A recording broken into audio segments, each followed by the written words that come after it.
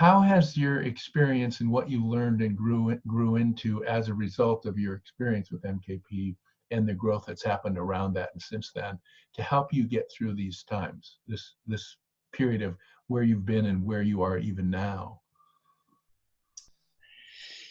I think amongst the pieces that are so resonant for me, and have stood the test of time is, some of the core pieces that we, put forth on Friday night. Are you accountable in your life? Are you accountable right now? Or are you accountable as you go about your day? And that isn't brokered or the divide, and a lack of accountability is not brooked by saying I'm sorry. So the proof is going to be in the pudding, and you'll have time to make good, but just saying you're sorry, or it's like the sublime but simple message of you're late because you choose to be late is so applicable, so widely. It's a brush that paints with many colors in many settings. So I took some of that experience, and I immediately took to the whole discerning and processing, and maybe there was some magician, but a real strong concept of who the warrior was. But I didn't need to eat people up. I really resonated with the archetype of the wolf, which shows relationship by these behaviors where the others in the pack will expose their neck to the alpha wolf, and the alpha wolf will sort of grasp the neck with the teeth. And I've never been one to shout people down or be belligerent, but I'm pretty clear that, and I think people are pretty clear that when I'm being clear and I mean it, they know it. So, and I would use that as a lawyer, and I had been using it, and it helped me grow that appreciation for that level of power.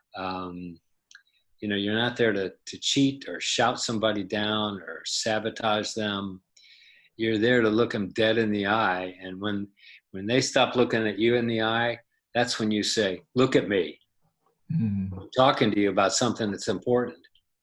And I have the feeling you're going to wiggle away. I'm not having that. Or we're ending this conversation. I would do that with opposing counsel. I did that with Cheryl. Until she got good at it, and then we both did it. But and then I took some of it into relationships with my two children by my first marriage, and also with my ex-wife. I mean, I had to say to her, what you're doing is not good with these girls, but you got to decide, for yourself. And you could say, well, this is just me reacting to not having them around, but this is involving all of us growing up a little bit, minute by minute. So, and then I began to realize that some of my skills were not wasted, but not optimally used by my practicing law. So I launched off in some study in some other areas. I began to do some volunteer work where I was able to use sort of my intuition, and I hesitate to use the archetypal words as reference because we throw them about so easily. My trickster, my warrior, my king, my lover, all that. I think sometimes, and I've been one to push to not use the same words. Like when I got to the place fairly quickly where I was leading warrior trainings, I would institute a rule, which is in your check you can't use the same word the guy before you used. Yeah. Which of course was, that was, who the fuck are you, Hank? Yeah. Well, I'm somebody who's just telling you this is how we're going to do it. Yeah. I'm not I'd be the one checking in early. Yeah. So, I learned, I had learned when I was a young guy, grade school, we moved a lot, and I was the new kid in school. I think I've mentioned this before in your hearing, but so the first 6 years of school, I went to a different school every year, different city, different states, different accents, different, socio-economic populations, and I learned. I met the bullies the first week of class, wherever I was. Mm-hmm. You're fresh. Fresh meat. Fresh meat. But I immediately I knew way back then that these were not bad human beings. They were just people who'd been bullied, they'd been Mm-hmm. beaten, been abused, and so I've always developed that aspect of like wanting to see who are these people that I am coming in contact with, and what is their story. And I think the chief piece about the warrior work is that we do start off with story. Mm-hmm. And I found that to be very useful in not only my legal work, but then as I began moving away from law and doing consulting work, I fastened in on working with a group where we would work with business executives, and some at a very high level. We worked with the top 400 executives at Unilever, and the top 200 at AstraZeneca, and GE, and a whole bunch of those examples. We would start off with, "What's your story?" And it's a simple way that gets to the heart of it. If the leader models when going first, and shows, the sort of some authenticity about these questions. What's the part of you that people don't see, that isn't on the surface, that has a big impact on who you are, how you lead, how I relate to others, and what life experiences made me that way. So let's take that, okay? Let's take those two questions, hold those two questions. Okay. And let's take us all the way back to, was it 89 you went through? You went through real early. 88. 88, I was close. Yeah. And you went with pretty much the original crew were there in the original location, correct? Yes. Yeah, so yes, you're, sir. I think, didn't you guys have a number? Weren't you like number whatever? Didn't you have that in the beginning? You went through I as was like number 13, if that's what you're asking. Yeah. That's what I'm asking. Yeah, that's what I'm asking. So you're back there. So you went to the weekend. Why did you do that? Did you know these men, or was there something going on? I was feeling sort of generally dissatisfied with my choices of, how I was doing the work I was doing and the work itself. And I also just had the just pure blind dumb luck. So I was hanging around before I met Cheryl. I was hanging around with a bunch of guys, and it was a party crowd. And I had not been, sort of admitted to that membership previously. Not as though there was a vote, but I began to find my voice in terms of speaking up on issues that mattered, Mm-hmm. and also a voice that had a lot of humor in it, and so And there was the usual sort of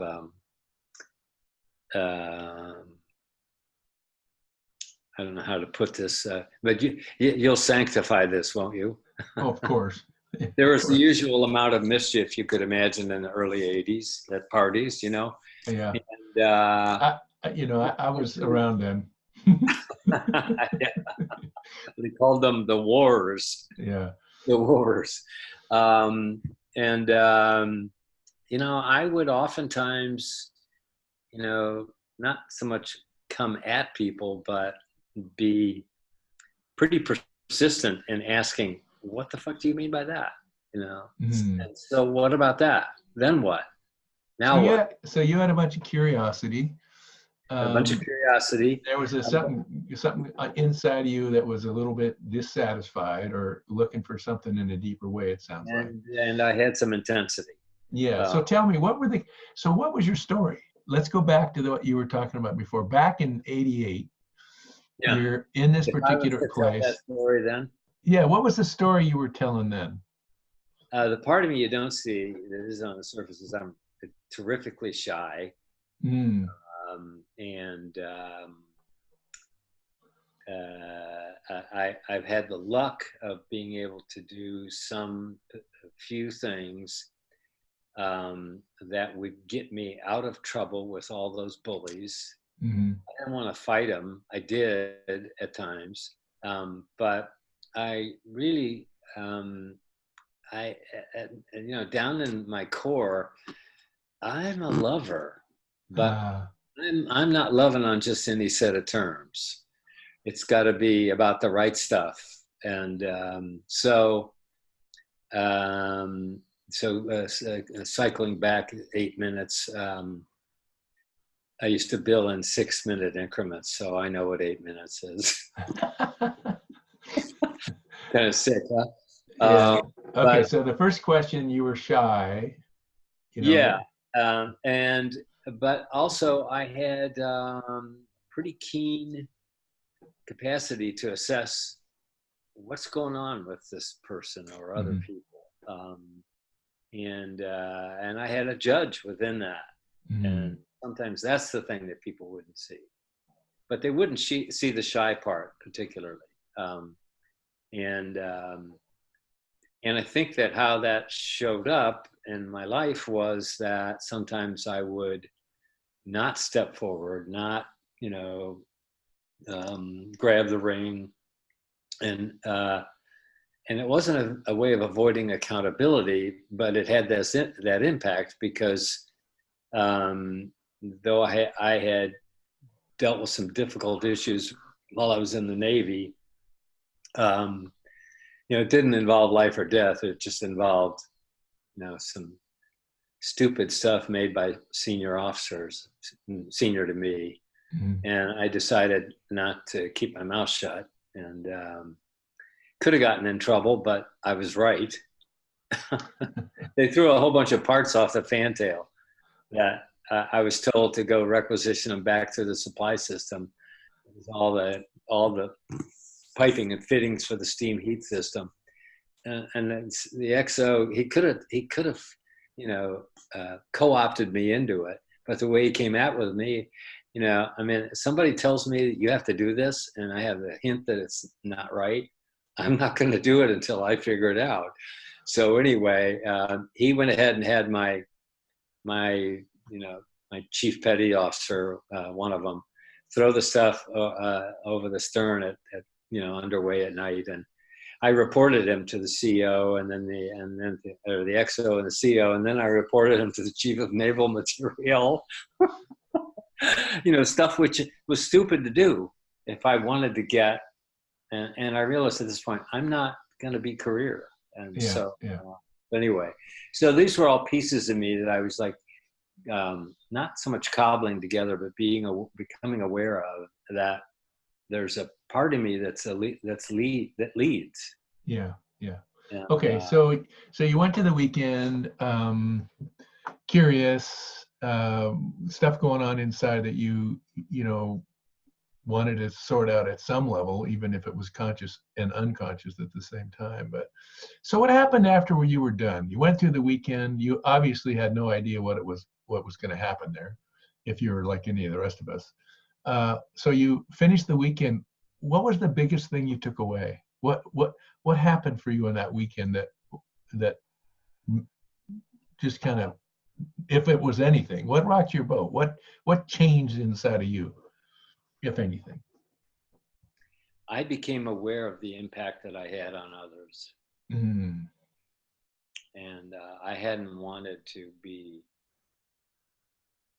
Uh, I've always, given the father I had and the way he lived, and then the mother in contradistinction to the father, Mm-hmm. I wasn't gonna let my ego roam free and hungry all the time. And so I think what I saw was that there was a way to lead, but it wasn't by being boisterous. And it was important for me to figure that out. And then there was this other part of me that was really very intuitive about people. And, I still to this day have this, we call it a sixth sense, or, I kind of know, I can tell he's hurting. I can tell when somebody's trying to get over on another. I Mm-hmm. can tell when men and women are not telling the truth. And those were some key things. And then, but I also realized I needed to get on with this, my life in terms of being a better father. Because when I did the training, I was divorced, and I met this woman, and we had one kid and then another, and I really worked hard at being, an authentic, aware, and at some level, I didn't try to be a good dad, like Hollywood dad or anything like that. And I realized I was difficult for my children, but they ended up loving it because they knew that they were walking on firm ground. Whereas with my first wife, she's a theater major and everything was chaotic and she loved that. And I just was not down with that. So it taught me a lot about relationship, and allowed me to sort of like actualize some of the themes about relationship that were important to me. And it was one of those things. I decided I wasn't going to fake this anymore. Not that I had been. So, well, what I heard you say is you understood the impact. One of the things you took away was that you really got the impact. So my sense of what you're saying is that you saw. I'm assuming what you're saying is that you saw the negative impact that you had, and you wanted to make changes in that. Other thing I think I heard you say was you got in touch with this deeper part of yourself that wanted to be different. Is that kind of what I heard? They wanted to make change. Yeah, that's right. Yeah, they wanted to make change. And so with that, both of those are true with that, that correct thing. Yeah. So let's fast forward and move to now, or close to now. Those things that you gathered there and then worked through iGroups and different relationships that you built some new and different relationships from that weekend and beyond. Yeah, and I think grew is I learned how to be about the work of growing relations. Mm-hmm. It didn't have a past tense at any one time. I realized this stuff doesn't stop all life long, and we never stop finding out, these little interesting little facets, and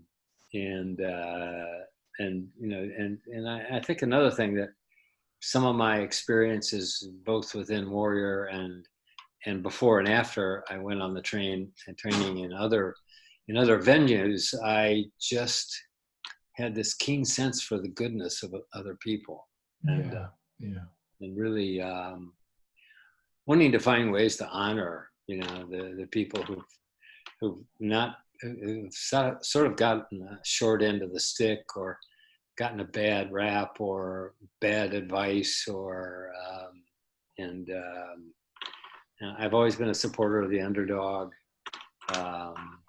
and yeah, I would say that those are some key pieces. And then I also began to make a shift in terms of what I was going to focus on as my work. Oh, your work, your mission, your work in the world.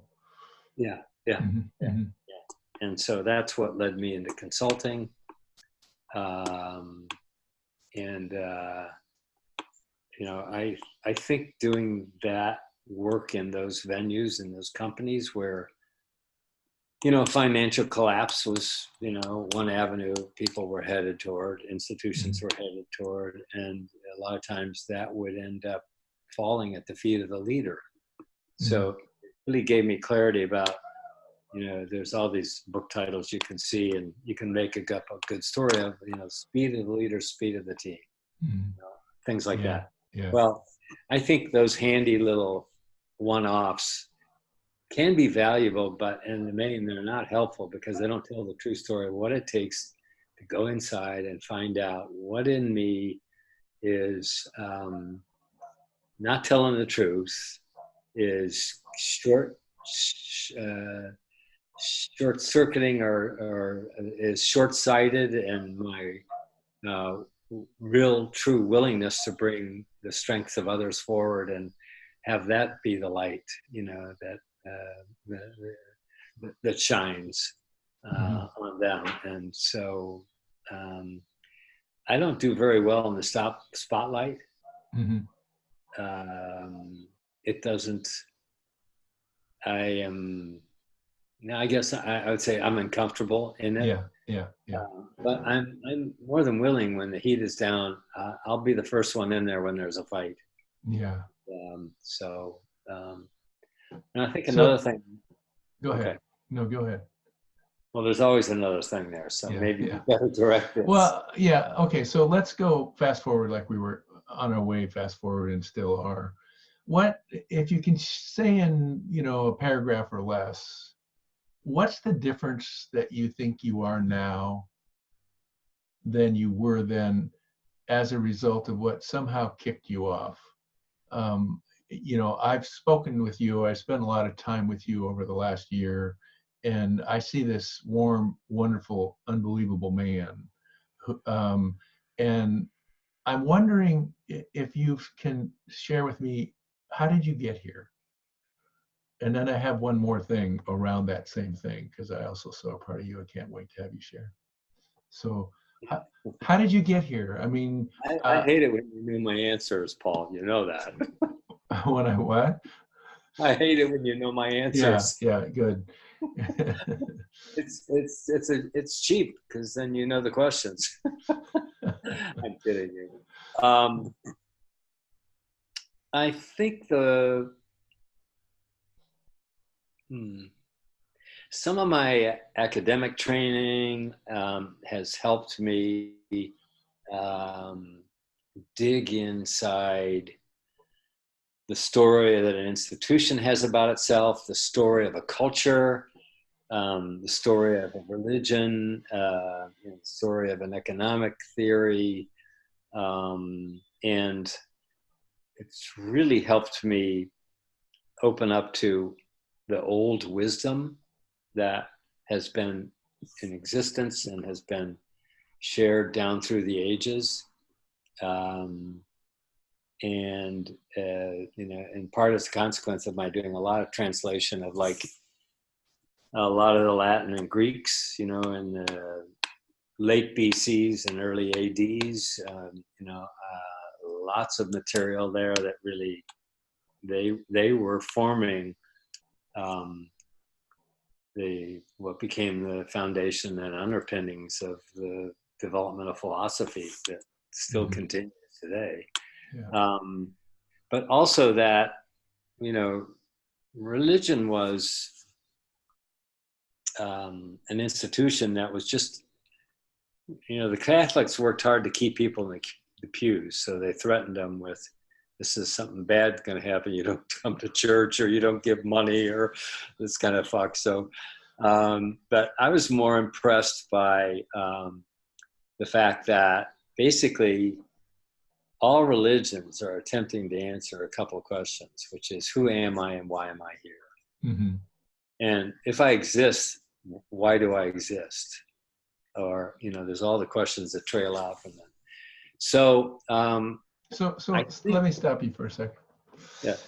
Who are you and why are you here? And I'm pretty clear this didn't come from a pew. And I'm pretty clear that somewhere you got launched back in the late 80s into a new part of that journey. If you're anything, and like I think you are, that there's some big thing happened in your life along the way that those questions became an obvious ongoing question. So if I'm wrong, let me know that. But well, I think the warrior experience was a start. Sure. It's not the whole thing, I get that, but it Not was the an whole opening of the door. And yet there were doors that had been opening. Sure, of course. And, just my capacity to discern, how challenged other people I would meet are. And then my realizing that my choice, again, I have to kill you if you. But I didn't really choose a wife, the first wife. I just kind of fell into it, Yeah. And she,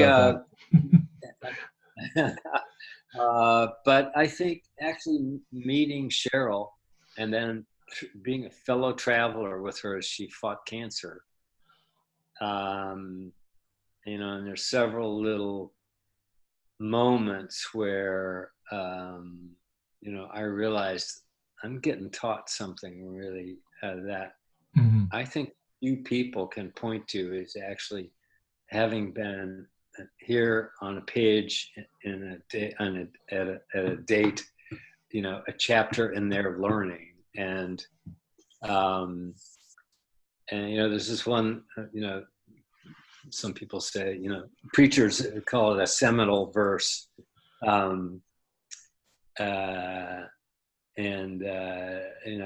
it's from the lips of Jesus, supposedly.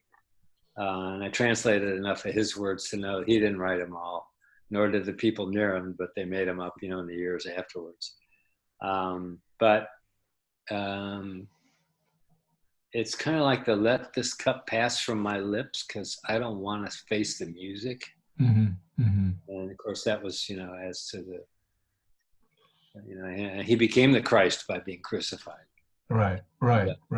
And so, and he didn't want that, but he kind of unflinchingly knew it. And so, part of what I met in the form and shape of this wonderful woman, Cheryl, was that she was bound and determined to find out what the true story about some political decisions was. And she had, enough of a name and could attract and, entice writers to share what they knew about, their political machinations and, minor, if not major, wickedness. And, I guess that, along with her contracting cancer, she knew that she could not do the stuff she did as a journalist. And there's a couple examples. There's a number of sort of environmental issues, like Times Beach, Missouri, you may remember, and all this polluting that Kodak and some others were doing. And this is the sort of stuff that people will take you down if you are not spick and span in the way you go about it and how your life is. And then her paper came out with the stories of how the Army and DuPont made Agent Orange, and they spread it widely. And then the last piece that there's like these 3 pieces, and there were lots of other labor issues, but she put together the stories of the from writers who would solicit her paper, Mm-hmm. because they were known to be assiduous in their work and grounded in terms of their mission, and kind of like no shit. This is not, you read it in there, it's been vetted. So she's working on a series of stories around the time I met her and we got married. I asked her to marry me in a week. Taking your time, I see. And all she could remember was she met me before I met her. She saw me at some wedding, and people we both knew, and I didn't really talk to her till later, but she thought, what an asshole. What a fucking prick, this guy. Anyway. You won her over with charm, I can see that. Well, actually my 2 children by another mother were an important ingredient in this. Yeah. You saw I was human with them, right? Anyway, so she started fielding some of the, these stories, and they were sort of coming as individual pieces, and then she was realizing these are related.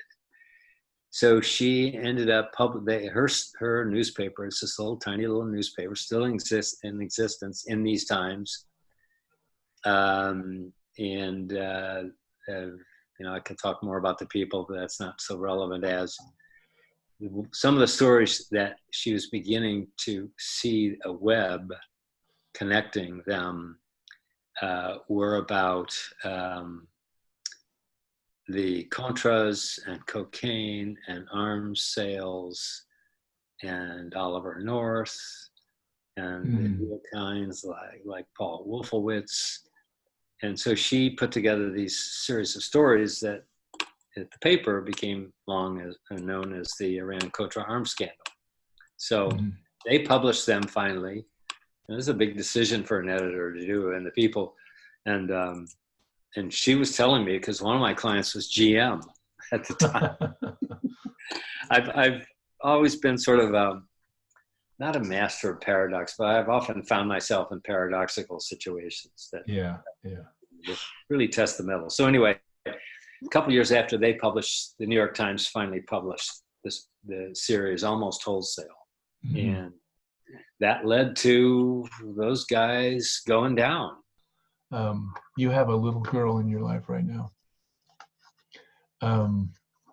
And, I get to see you almost every week. And you get to share about this granddaughter of yours.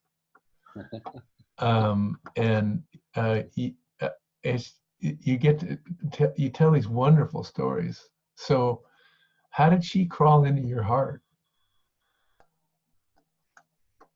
All right, I'm going to come at this in a way you probably... So Hannah met this guy, and he's 5 years older, 4.5, whatever.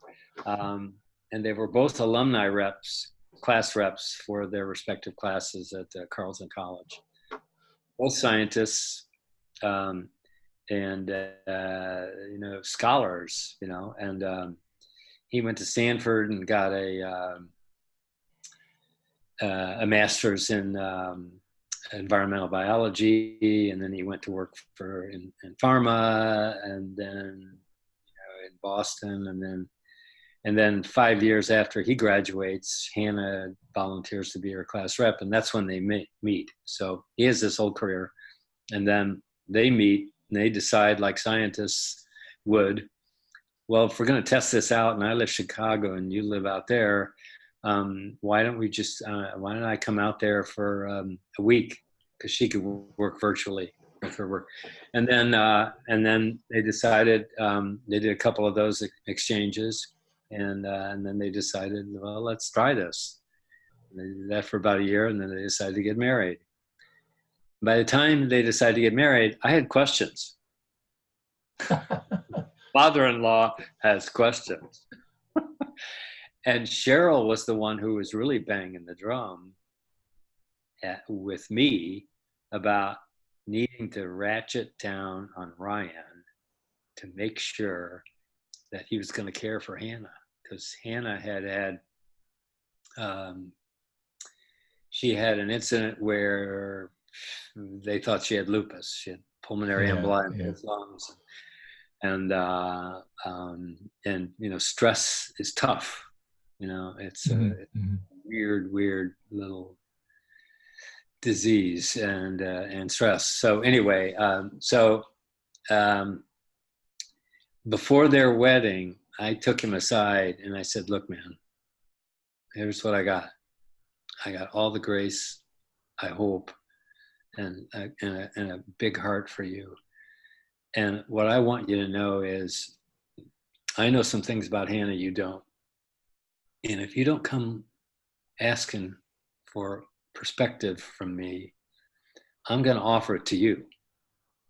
And because she is too exquisite a being to not deserve all that we can give her. And so you can do with this what you want, and I've got expectations of you. You got high moral character, but this is a new contract. This is a new deal, and it's up to you guys to make it go. And Hannah can be a little bit passive, but boy, when that passivity, the thing underneath it gets awakened, you will know. You do not want to get to the point where you have shorted her along the way. So I phrased it as not a bluff, but a promise, and a promise that I would help him. So it was a little bit rocky. I think because Cheryl was so worried they would not move back to Chicago as he had promised, and he did. Right around the time Cheryl was dying, and they lived with me for 4 or 5 months, and then they found a place down the city, and then with lupus, it's like lupus-like is the diagnosis. It doesn't have all the markers, but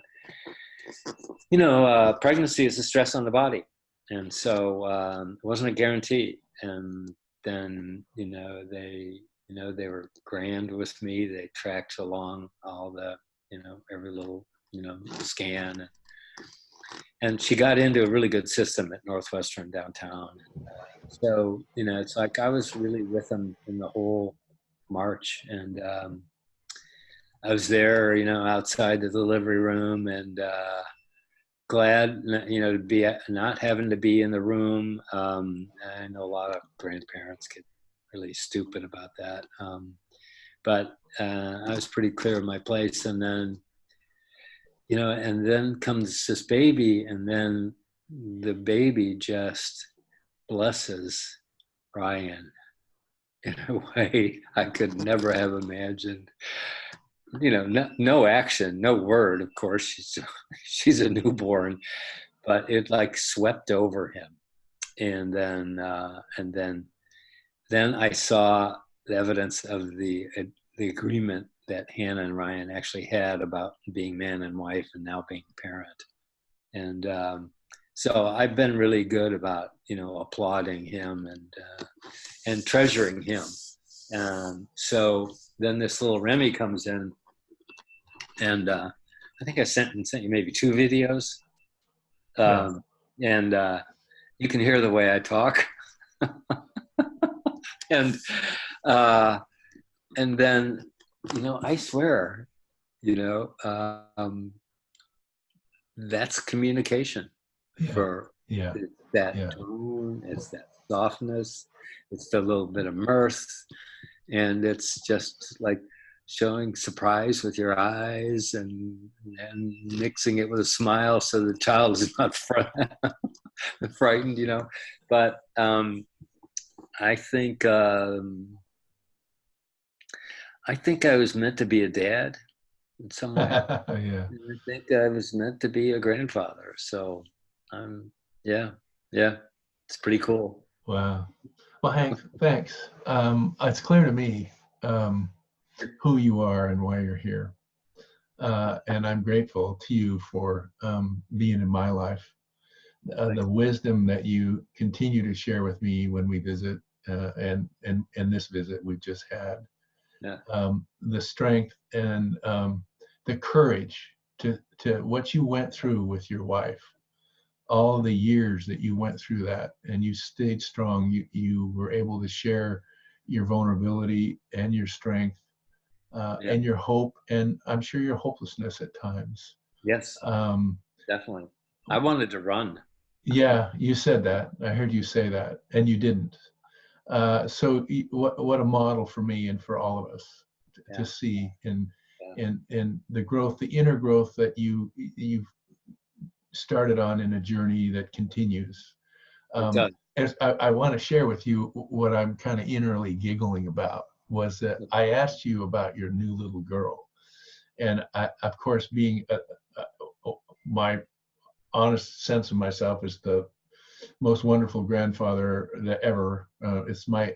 I was born to be a grandfather. There's no question about that, and I have 7. But so seeing you with her, and hearing the stories about her, what I asked you about was her, and what you told me about was your family. The love that you have for your son-in-law. What a blessed man he is to have you.